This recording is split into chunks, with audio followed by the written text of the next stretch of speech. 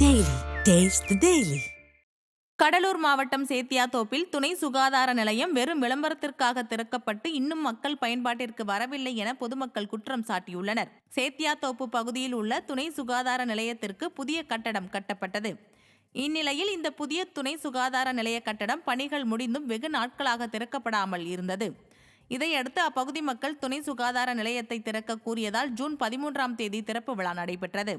இருப்பினும் இந்த துணை சுகாதார நிலையம் தற்போது வரை மக்கள் பயன்பாட்டிற்கு வராமல் உள்ளதாக பொதுமக்கள் குற்றம் சாட்டியுள்ளனர்.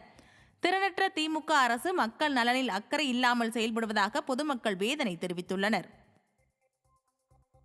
ராமநாதபுரம் மாவட்டம் கீழக்கரை வட்டாட்சியர் அலுவலகத்தில் பட்டா மாறுதலுக்காக பதிவு செய்த பொதுமக்களுக்கு பட்டா வழங்காமல் அதிகாரிகள் காலதாமதம் செய்வதாக அப்பகுதி மக்கள் குற்றம் சாட்டியுள்ளனர். கீழக்கரை வட்டாட்சியர் அலுவலகத்தில் இலவச பட்டா மாறுதலுக்காக பதிவு செய்த தில்லையேந்தல், காஞ்சிரங்குடி உள்ளிட்ட பல்வேறு பகுதிகளைச் சேர்ந்த பொதுமக்களையும் அரசு ஆவணங்களை பெறச் செல்லும் மக்களையும் அதிகாரிகள் அலைக்கழிப்பதாகவும் இடைத்தரகர்கள் மூலம் விண்ணப்பித்தால் மட்டும் உடனே கிடைத்து விடுகிறது எனவும் அப்பகுதி மக்கள் குற்றம் சாட்டியுள்ளனர். திறனற்ற திமுக ஆட்சியில் அதிகாரிகள் லஞ்சம் வாங்காமல் எந்த பணிகளையும் செய்வதில்லை என பொதுமக்கள் குற்றம் சாட்டுகின்றனர். 2-3 வருஷமாக வந்துட்டு நாங்கள் பட்டா கலைஞ்சிக்கிட்டீங்கண்ணா, ஏன்னா போங்க வரும்னு சொல்கிறாப்புல. முகாம் போட்டாங்க, முகாமில் போய் எழுதி கொடுத்தேன். ஏன்னா பட்டா பத்திர காப்பி வச்சு கொண்டு போய் எழுதி கொடுத்தோம். போங்க வரும், ஆள் வருவாங்க அப்படின்னு சொன்னாப்புல. ஆள் வரல, பேர் வரல, ஒருத்தரும் வரல. ஏன்னா எப்படி நாங்கள் தொழிலை போட்டுன்னு அலைய முடியுமாண்ணா? சில பேர் இதே சாதா வச்சுக்கிட்டு அந்த பஞ்சாயத்து போர்டு ஆஃபீஸில் வந்து நாங்கள் எடுத்து தரோம், நீங்கள் எடுத்து தரோம்னு சொல்லிட்டு இதில் வேறு கமிஷன் அது இதுன்னு சொல்லி காசு அப்பிக்கிறாங்க. இப்படி நாங்கள் எத்தனை தடவை அலைகிறது? பாதி பேருக்கு வந்து வராமல் கிடக்குது பட்டா. இந்த எங்கள் வீட்டு பக்கத்தில் வந்து ஆனந்துக்கு போனாங்க, ஆனால் எங்கள் வீட்டு அழகலை. என்ன கேட்டால் என்ன வரல அப்படின்னு சொல்கிறாங்க. அப்போ நாங்கள் எழுதி கொடுத்தது என்னதான் ஆச்சு? புதுக்கோட்டை மாவட்டம் திருவப்பூர் பகுதியில் மதுபோதையில் தனியார் பேருந்தை இயக்கிய ஓட்டுநரால் விபத்து ஏற்பட்டது. புதுக்கோட்டையில் இருந்து இலுப்பூர் நோக்கி சென்ற தனியார் பேருந்தை சரவணன் என்பவர் மதுபோதையில் ஓட்டிச் சென்றுள்ளார். இந்நிலையில் திருவப்பூர் பகுதியில் பேருந்து தாறுமாறாக ஓடியதில் எதிரே வந்த இருசக்கர வாகனத்தின் மீது மோதி விபத்துக்குள்ளானது. இதில் இருசக்கர வாகனத்தில் பயணித்த நபர் படுகாயமடைந்தார். மதுபோதையில் பேருந்தை ஓட்டிய சரவணன் மற்றும் நடத்துனருக்கு பொதுமக்கள் தர்ம அடி கொடுத்து பேருந்தை சிறைப்பிடித்தனர். சேலம் மாவட்டம் பனமரத்துப்பட்டி அரசு மேல்நிலைப் பள்ளிக்குள் பாம்பு புகுந்த சம்பவம் பெற்றோர்களிடையே அதிர்ச்சியை ஏற்படுத்தியது.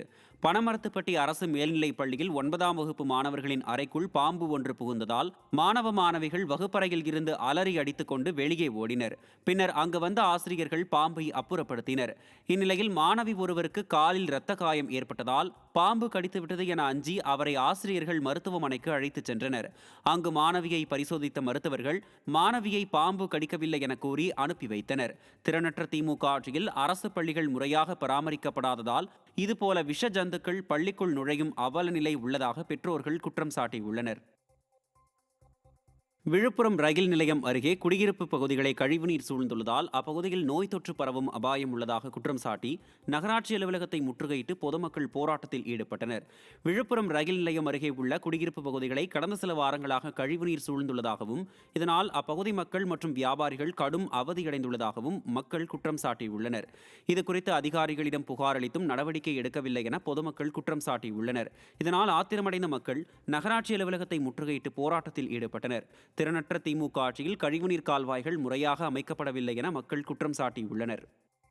மே மாதம் 10ஆம் தேதியிலிருந்து அங்கே வந்து அந்த சாக்கடையில் இருந்த தண்ணி பின்வாட்டமாக ஏறி அந்த மக்கள் வசிக்கும் பகுதியிலையும் ரயில்வே ஸ்டேஷன் போகும் பகுதியிலையும் ஒரு அடி தூரத்தில் தேங்கி நிற்கிது.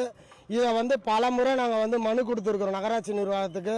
அவங்க என்ன பதில் சொல்கிறாங்கன்னா, நகராட்சி கமிஷனரும் அதிகாரிகளும் என்ன பதில் சொல்கிறாங்கன்னா, ரயில்வே ஸ்டேஷன் உள்ள அடைப்பு ஏற்பட்டிருக்கு, அவங்களுக்கு கடிதம் கொடுத்துருக்குறோம், அதை வந்து அடைப்பை எடுத்துட்டா சரியாயிடுன்ற மாதிரி சொல்கிறாங்க. அது இந்த ஒரு மாசமா எந்த நடவடிக்கையும் இல்லை. அந்த நிர்வாகம் ரயில்வே நிர்வாகம் வந்து நடவடிக்கை எடுக்கிற மாதிரி தெரியல. திருப்பத்தூர் மாவட்டம் ஆம்பூர் அருகே பள்ளி மாணவர்களை ஏற்றிச் சென்ற ஆட்டோ இருசக்கர வாகனம் மீது மோதாமல் இருக்க பிரேக் போட்டபோது கட்டுப்பாட்டை இழந்து விபத்துக்குள்ளானது. விண்ணமங்கலம் பகுதியைச் சேர்ந்த ஆட்டோ ஓட்டுநரான குமரன் பள்ளி குழந்தைகளை தனது ஆட்டோவில் ஏற்றிக்கொண்டு ஆலங்குப்பம் பகுதியில் சென்று கொண்டிருந்தார். அப்போது திடீரென ஆட்டோவின் குறுக்கே இருசக்கர வாகனம் வந்ததால் ஆட்டோ ஓட்டுநர் திடீரென பிரேக் பிடித்துள்ளார். இதில் கட்டுப்பாட்டை இழந்த ஆட்டோ தலைகீழாக கவிழ்ந்து விபத்துக்குள்ளானது. இந்த விபத்தில் நல்வாய்ப்பாக பள்ளி மாணவர்கள் சிறு காயங்களுடன் உயிர் தப்பினர். இந்த விபத்து குறித்த சிசிடிவி காட்சிகள் வெளியாகி மக்களிடையே அதிர்ச்சியை ஏற்படுத்தியது. ராணிப்பேட்டை மாவட்டம் மாங்காட்டுச்சேரியில் மயானத்திற்கு பாதை அமைத்து கொடுத்த அரக்கோணம் சட்டமன்ற உறுப்பினர் ரவிக்கு கிராம மக்கள் நன்றி தெரிவித்தனர்.